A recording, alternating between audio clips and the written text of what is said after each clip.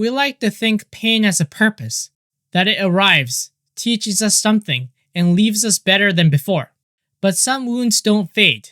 They burrow in, passed down like heirlooms, until no one remembers where the pain began, only that it never left. And sometimes, a town holds the pain for everyone. A place where silence is protection, forgetting is survival, and truth?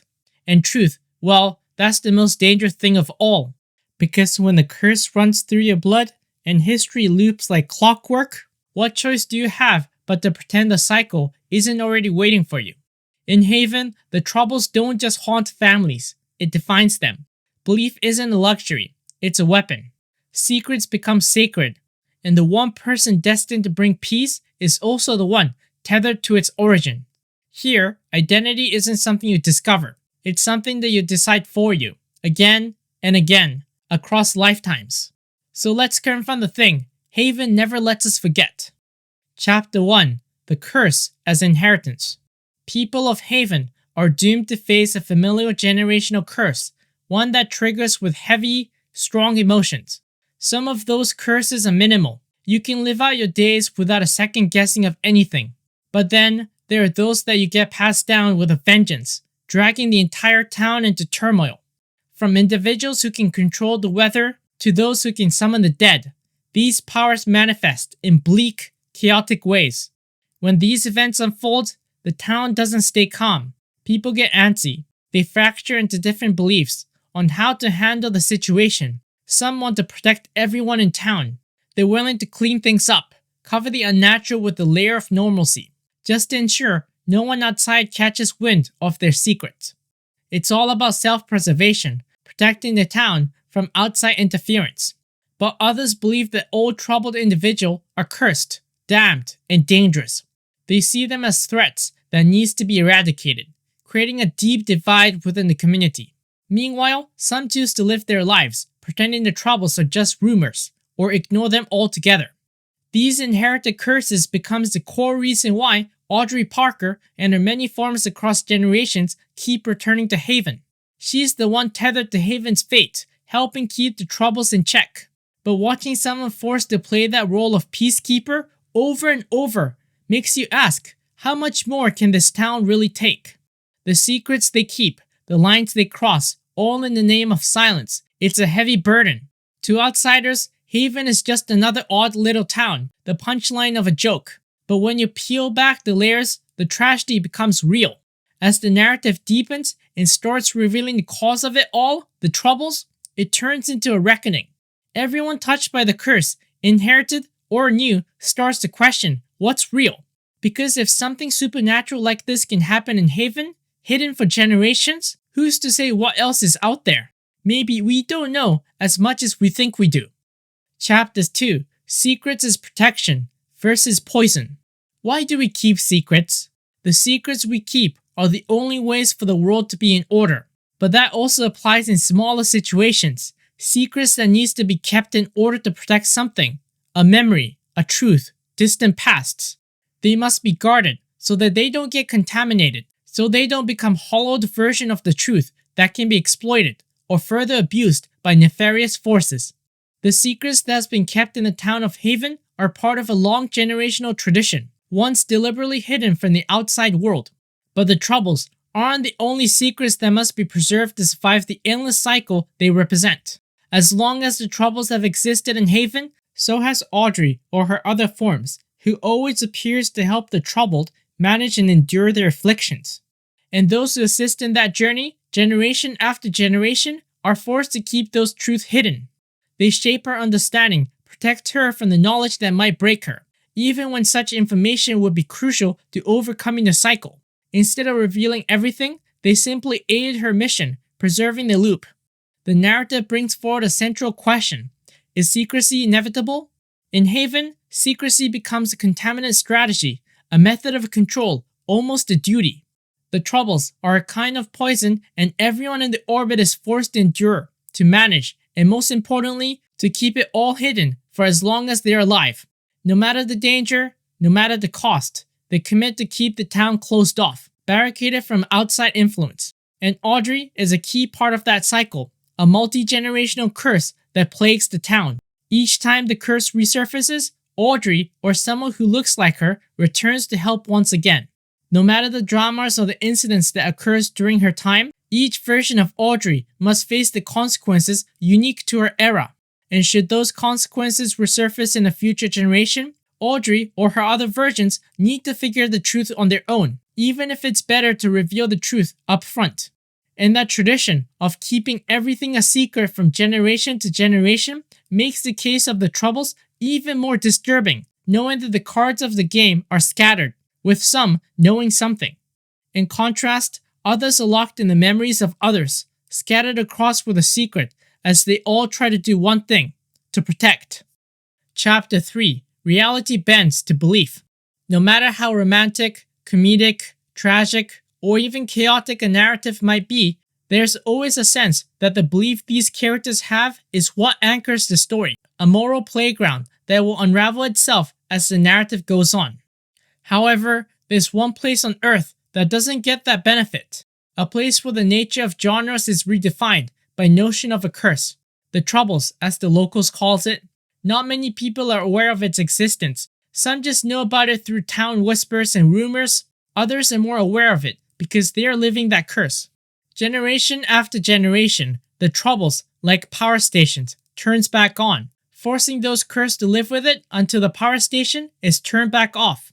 That is the time when the town gets messy, situations get complicated, and the truth gets bent in order to ensure the people of the town don't always have to be terrified by it.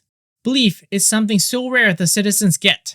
Even as the audience, we're shown that semi-constructed belief from a protagonist, those doing their best to bring some sort of order to a town that unleashes many supernatural, fantastical, and even cosmic actions into play, forcing them to calm things down.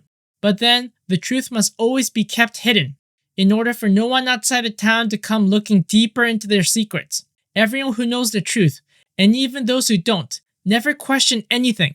This ensures the order is struck, maintaining that line in the sand until the power generator is eventually turned off.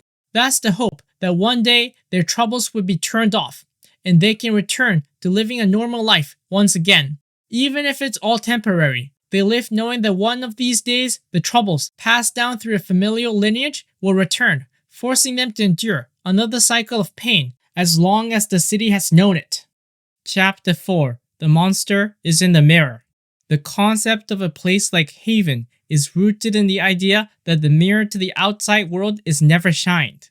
There's a deep underground network of people, both in Haven and outside of it, that works to keep the Troubles from being exposed. Because the mirror is hidden from the outside world, the people of Haven are the ones constantly exposed to its reflection. Each troubled individuals, no matter how minor their afflictions, is, in a way, Frankenstein's monster. They are the byproducts of an experiment carried out by an interdimensional beings, entities who saw humans as mere toys to manipulate and afflict with curses beyond their control or comprehension. These beings effectively created a testing ground for their own entertainment. When these troubled individuals are discovered, they are never truly cured, only contained, and the interdimensional beings responsible undergoes a transformation, taking on the role of a savior. She is punished to live in a cycle where she must help her creations navigate the very afflictions she bestowed upon them. That ultimately becomes the moral of the story. Every single troubled agent, even the protagonists, are in some ways monsters. So is Audrey, or rather her original self from the interdimensional world, for being the Frankenstein who brought such monsters into existence. That is the real story of the series. It isn't simply about Audrey Parker helping the troubled out of curiosity or innate skill. The truth is that the entire ordeal was predestined when Mara created the Troubles. Each generation, she is forced to live an alternate life, flashing a light into the darkest parts of Frankenstein's creation, her own monsters. Every character is shaped by the moral consequences of the interdimensional rift. The endless loop that no one in Haven asked for is set in motion as Frankenstein moves through the world, dealing with what she has created. Even if, for generations, she returned to Haven with no memory of her past lives, the truth remains. This is not a calling to help people, but an eternal confrontation with the monster in the mirror. Chapter 5: The Endless Loop. Curses, Cycles, and Closure Denied. Every 27 years, That is the cycle of the troubles returning, a generational haunting of those afflicted with a curse. And that feeling that many have of simply wanting the troubles to go away becomes the defining question. What does their troubles going away really mean? For many, they want their troubles to end permanently. But then, there's always that opportunity on the night of the Hunter meteor storm, where they can take away their troubles for a subtle moment of 27 years. They forget all about them, only to relive that cursed fate each time. That is the cycle the troubles have followed ever since Mara and William walked through the tears between dimensions and experimented on humanity, giving the original troubles cursed families with supernatural abilities they didn't ask for. Because of that, the town of Haven was set on an endless loop, forced to face the messes and the troubles brought every 27 years. It becomes the hard, lingering question, what is the cost of facing the troubles? Is facing them every 27 years worth it? Or should eradication be the goal, even if it means breaking the rules that has been in place for so long? But breaking the rules brought endless consequences. The town had to confront new, never-seen troubles, shaped by the realities of the troubles afflicting new individuals, those whose families wasn't cursed by the original troubles. Now faced with new manifestations, that changes every perception of Haven. Eventually, through the understanding, through the shared sense of struggle, each and every citizen of Haven who experienced the troubles in one way or another came to see a path forward. A path to finally bring it to an end. Not just another temporary bandage that had governed the town for so long, but true closure. An end that could only come after confronting the issues together and facing the tragedies and triumph as one. Chapter 6, the ending. What if the true curse is remembering? Troubles, all the people who were afflicted with them wanted to do, generation after generation, was to be cured from the afflictional curse that was the troubles. Strong emotions of any kind on the spectrum would lead to an outburst of troubles that forced individuals afflicted to panic. Others scattered, believing it was just a townfolk myth meant to scare children during the day, a tale that had been covered up by the grown-ups who knew the secrets. That cycle, every 27 years, of the troubles coming and going, always included a woman who returns with different memories. She was the only reference point on what the troubles were. When the troubles disappeared during those intervals, they were not remembered, but forgotten, as if forgetting was the message, a signal to return to a life of normalcy. People forgot, but still carrying the lingering thought in the back of their heads. But the fact that now, no one forgets. What is it that they will all remember? Will it be the appreciation that they can now live a normal life? Or will it be the inescapable truth of what they once were, the afflictions they bore, and the possibility of truly escaping that identity?